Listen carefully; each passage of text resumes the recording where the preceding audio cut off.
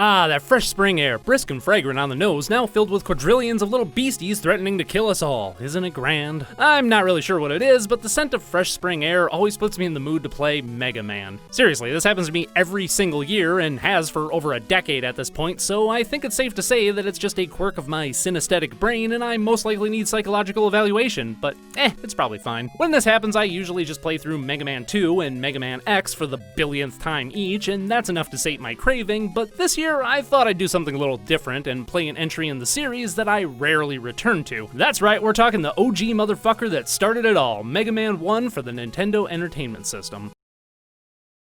Well, that's a rather boring title screen. Yeah, as much as I love the Blue Bomber, I have to admit that I'm not the biggest fan of his first game. Don't get me wrong, I don't think it's bad, but going back and playing it, you can definitely tell that Capcom was still sort of figuring things out when it came to transitioning from a primarily arcade development style to that of a home console, and Mega Man, being only their second side-scrolling platformer ever, right after Ghosts and Goblins, meant that they were still very much treading uncharted waters. Mega Man himself controls great, with his run speed, jump, and shooting abilities hitting the nails so squarely on the head that they've changed very little over the years. But where things haven't aged as well comes in the form of the level designs and enemies that stand in your way. Much of the combat in this game involves ganking the player with homing enemies that hop about or those that dive bomb you from the skies. Or you're put up against enemies that force you to stop and wait for them to drop their shield or quit attacking so you can actually hit them. Or you'll be put up against enemies that absorb so much damage and dish out so much to you that it's often better to avoid them entirely or tank a single hit and use your iframes to pass by rather than risk taking multiple hits to fight them. This is a game that clearly wants you to take things slow and steady and utilize your full arsenal, but actively encourages the player to rush through everything in order to minimize damage to themselves. And it's these aspects that I take issue with in this game, this sort of middle ground between the unfair balls-to-the-wall quarter-eating arcade games that Capcom made before this, like 1942 and the aforementioned Ghosts and Goblins, and the more balanced platformers such as Mega Man 2 and DuckTales that came later. The platforming in Mega Man is tight and controls well, and the combat mechanics are spot on, but again, the level design, enemies, and stage hazards are cut from that same unfair give us your money arcade design of the past, creating this weird combination that's about 50% fun as hell and 50% controller smashing frustration. Like, Capcom, what is this shit? Platforming on disappearing blocks is one thing, but did you have to put an unkillable enemy that chases you about the bottom of the pit too? It's not enough to platform over a bottomless pit, but you've also got to make it so the platforms themselves shoot at you, and then you have to add flying penguins into the mix as well. Or yet another section of platforming on disappearing blocks. Yeah, I know you can use the magnet beam to skip most areas like this, but the three examples I just gave occur one after the other, so good luck having enough ammo to bypass all of this crap. No matter what you do, you're going to have to pick your poison somewhere. Then of course you have the infamous Dr. Wily Stage 1 level, which, in concept, would probably be my favorite level in the game, as it requires you to utilize the vast majority of your arsenal to make it through while solving all of the level's quite unique environmental puzzles, such as having to use the super arm to clear a path or ice shot to freeze these flames at just the proper time. But again, in practice, this level ends up being overly frustrating with its insta-kill spikes, hopping death machines, and a required magnet beam section that forces you to kill yourself and go back to the start of the level should you run out of ammo before reaching the top, which also assumes that you grab the damn thing on your way through a Lek-Man stage your first time through anyway, because if you didn't,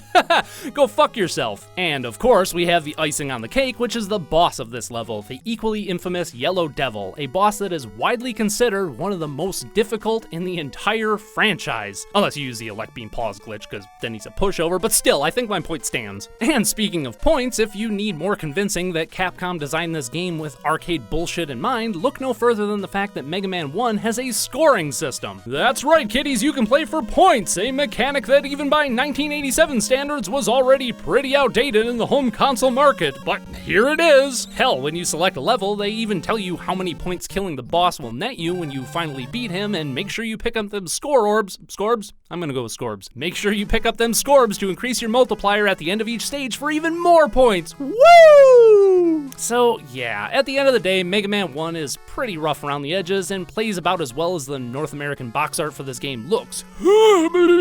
Even still, I think it's worth playing at least once, simply because it's the first entry in one of the most iconic video game franchises around, and it has some of the best music in the entire series, which is saying something. Give it a play if you haven't.